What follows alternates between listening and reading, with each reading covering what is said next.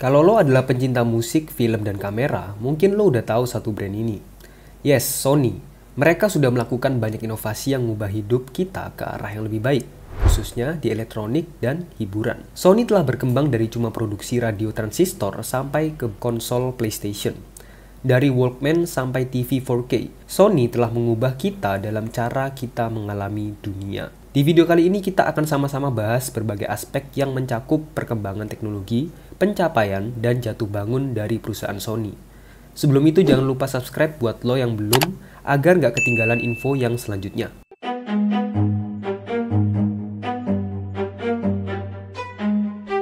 Sony Corporation adalah sebuah perusahaan multinasional Jepang yang didirikan pada tanggal 7 Mei 1946 oleh Masaru Ibuka dan Akio Morita dengan nama Tokyo Shushin Kogyo.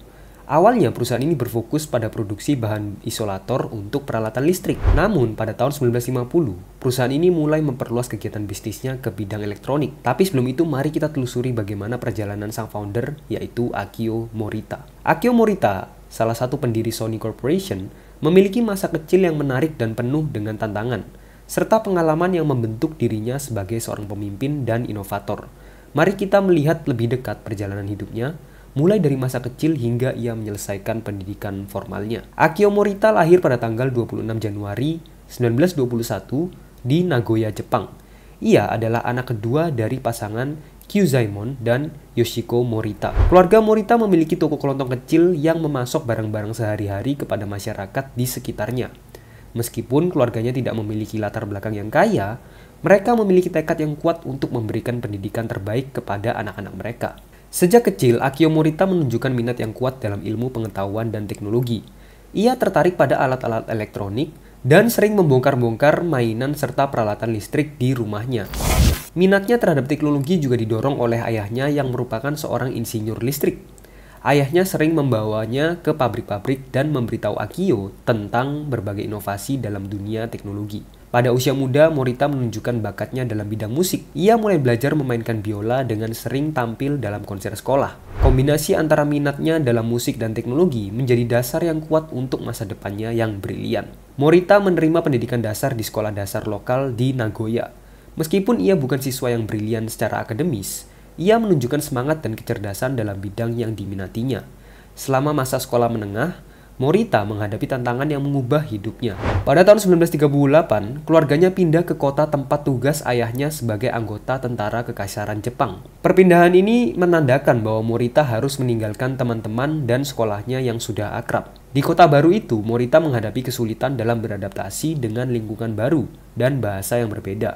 Namun ia tidak menyerah, dan dengan tekad yang kuat, ia belajar bahasa baru dengan cepat dan berhasil menyesuaikan diri. Pada usia 16 tahun, Morita mendaftar di Sekolah Menengah Atas Osaka, sebuah sekolah bergengsi yang terkenal dengan fokusnya pada ilmu pengetahuan dan teknologi. Di Sekolah Menengah Atas, Morita menjadi lebih serius dalam studinya dan mengejar minatnya dalam elektronik. Ia mendirikan klub radio di sekolahnya dan menghabiskan waktu luangnya untuk menguji peralatan elektronik, merakit radio, dan menggali pengetahuan tentang dunia elektronik yang sedang berkembang pada waktu itu. Pada tahun 1939, Morita dan keluarganya kembali ke kota asal mereka. Di sana ia melanjutkan pendidikannya di sekolah tinggi Seikei.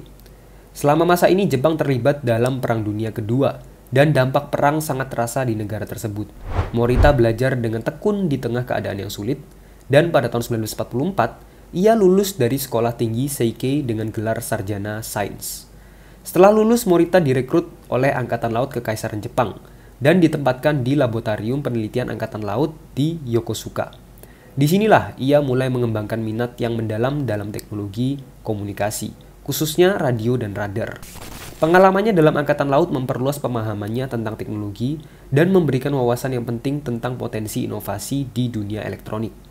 Pada tahun 1946, setelah Perang Dunia Kedua berakhir, Morita bertemu dengan Masaru Ibuka, seorang insinyur dan ilmuwan yang juga memiliki minat yang kuat dalam elektronik. Bersama-sama, mereka mendirikan perusahaan Tokyo Shushin Kogyo atau Tokyo Telecommunication Engineering Corporation yang kemudian menjadi Sony Corporation.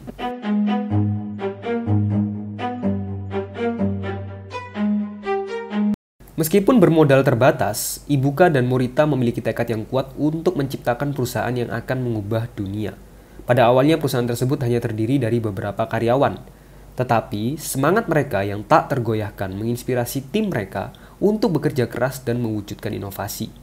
Pada tahun 1949, Tokyo Shushin Kogyo meluncurkan produk pertamanya yang merupakan bahan isolator yang digunakan dalam radio. Namun, perusahaan ini menyadari bahwa masa depannya terletak pada dunia elektronik yang sedang berkembang pesat.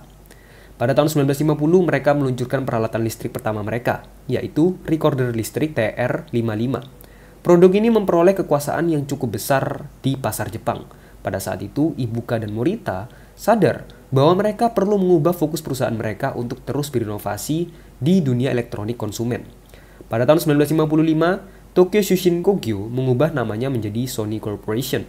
Nama Sony dipilih karena merupakan kombinasi dari kata lain sonus yang berarti suara, dan Sony yang berarti anak muda yang cerdas dan energik. Nama tersebut mencerminkan visi perusahaan untuk menciptakan produk-produk inovatif yang menghasilkan suara berkualitas tinggi.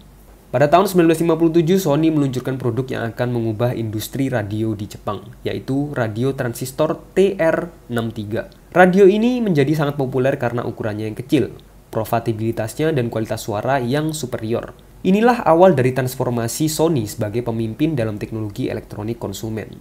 Tak lama setelah kesuksesan radio transistor pada tahun 1958, Sony meluncurkan produk inovatif lainnya, yaitu kamera video portable pertama di dunia, kamera video Type 5. Produk ini membuka jalan bagi industri kamera video dan mengubah cara orang merekam dan berbagi momen berharga dalam hidup mereka. Namun, inovasi terbesar Sony datang pada tahun 1959 dengan peluncuran pemutar musik portable pertama mereka, yaitu Sony Walkman.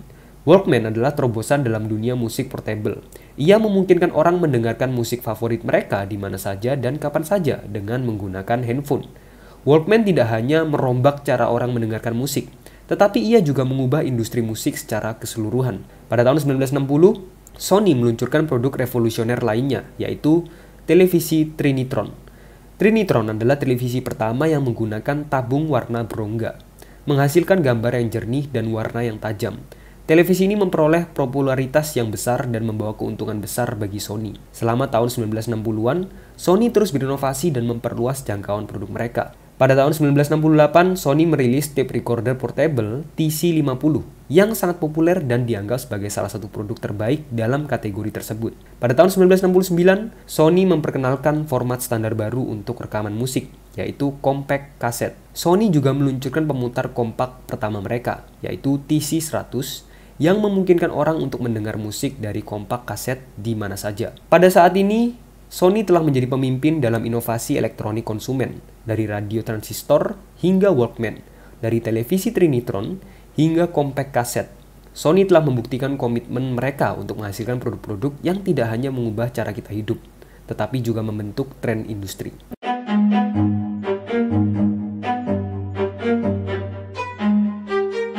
Pada tahun 1979, Sony memperkenalkan Walkman TPS L2, model pertama dari seri Walkman. Dengan desain yang inovatif dan ukuran yang lebih kecil, Walkman TPS L2 menjadi hit instan di pasaran. Orang-orang sekarang bisa mendengarkan musik favorit mereka di mana saja, tanpa perlu membawa perangkat besar seperti boombox atau radio portable. Walkman menjadi simbol kebebasan musik dan mengubah cara kita mendengarkan musik di era digital. Pada tahun 1979, mereka meluncurkan produk yang revolusioner, Discman. Discman adalah pemutar CD portable pertama di dunia, yang memungkinkan pengguna untuk membawa koleksi musik mereka dengan format CD. Perangkat ini memicu perubahan besar dalam industri musik dengan pengenalan format CD sebagai pengganti kaset audio tradisional. Sony juga terus mengembangkan inovasi dalam bidang televisi. Pada tahun 1973, mereka memperkenalkan Trinitron, teknologi televisi yang menggunakan tabung berongga dengan kisi-kisi berwarna yang baru. Trinitron menghasilkan gambar yang lebih tajam, warna yang lebih jelas, dan desain yang lebih ramping. Teknologi ini menjadi langkah maju dalam kualitas gambar televisi, dan Trinitron dengan cepat menjadi populer di seluruh dunia. Selama periode ini, Sony juga memperluas bisnis mereka ke industri film. Pada tahun 1979, mereka meluncurkan divisi produksi film mereka, yaitu Columbia Pictures Entertainment. Mereka memproduksi dan mendistribusikan berbagai film yang sukses, termasuk Ghostbusters pada tahun 1984 dan The Karate Kid pada tahun 1984.